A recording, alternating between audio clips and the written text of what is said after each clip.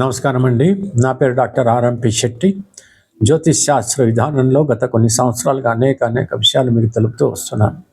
మీరు చూస్తున్నారు, అనుసరిస్తున్నారు, లాభపడ్డారు. కానీ మీ బంధుమిత్రులకు షేర్ చేయటం మర్చిపోతున్నారు. ఈ ఒక్క చిన్న పని కనుక చేయగలిగితే ఈ యొక్క ఛానల్ ఎదుగుతుంది, వాళ్ళు కూడా లాభపడతారు. దయచేసి నా మాట మన్నించండి. ఇకపోతే ఆగస్టు మాసం 2026 సంవత్సరంలో ధనస్సు రాశి వారికి మాస ఫలితం ఎలాగుంటుందో తెలియజేస్తున్నాను, జాగ్రత్తగా వినండి. ఈ మాసంలో ఆరోగ్యం చాలా బాగుంటుంది, ఆర్థిక పరంగా కూడా చాలా బలంగా ఉంటుంది, అద్భుతమైనటువంటి ఆర్థిక లాభం కలుగుతుంది. కానీ ఖర్చులు అలాగే ఉంటాయి. ఖర్చులు చాలా ఎక్కువగా చేసేటువంటి పరిస్థితులు ఏర్పడవచ్చు. అయితే ఏదైనా వ్యాపారాలు ప్రారంభించాలనేటువంటి ఆలోచన కూడా ఈ మాసంలో మీకు కలగవచ్చు. ఉద్యోగ ప్రయత్నాలు ఫలించేటువంటి అవకాశాలు కూడా లేకపోలేదు.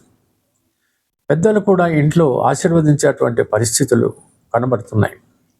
తర్వాత ఆరోగ్యం కుదుటపడేటువంటి పరిస్థితులు ఉన్నందువల్ల వాళ్ళు ఖచ్చితంగా మీకు అనుకూలమైనటువంటి విధంగా ఆర్థిక లాభాన్ని కలుగజేస్తారు.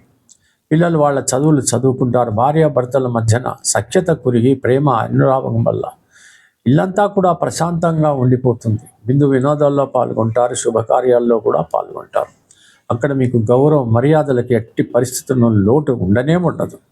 దూర ప్రయాణాలు చేస్తారు, తీర్థయాత్రలు వెళ్ళేటువంటి అవకాశాలు ఉన్నాయి, దైవ సందర్శనం కలుగుతుంది.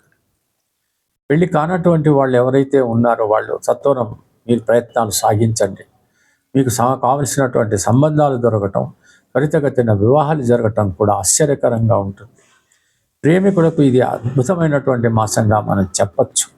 చలనచిత్ర రంగంలో ఈ రాశి వాళ్ళకి చాలా అద్భుతమైనటువంటి విజయం కలుగుతుంది. ఇకపోతే పారిశ్రామిక రంగం కానీ, ఇంపోర్ట్స్ ఎక్స్పోర్ట్స్ కానీ, ఇతర రంగాలు ఏవైనప్పటికీ కూడా చాలా అద్భుతమైనటువంటి రీతిలో సాగిపోతూనే ఉంటాయి.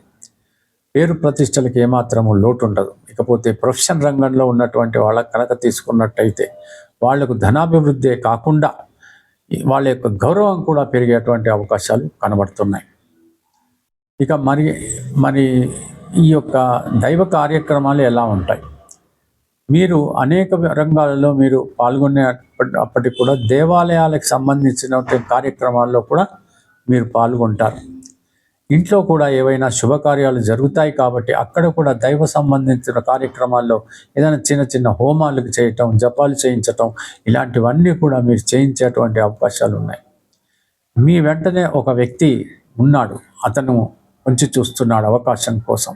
ఒకవేళ ఏమాత్రం చిక్కినా మిమ్మల్ని మోసం చేయడానికి వెనకాడడాన్ని మాత్రం మీరు తెలుసుకోవాలి.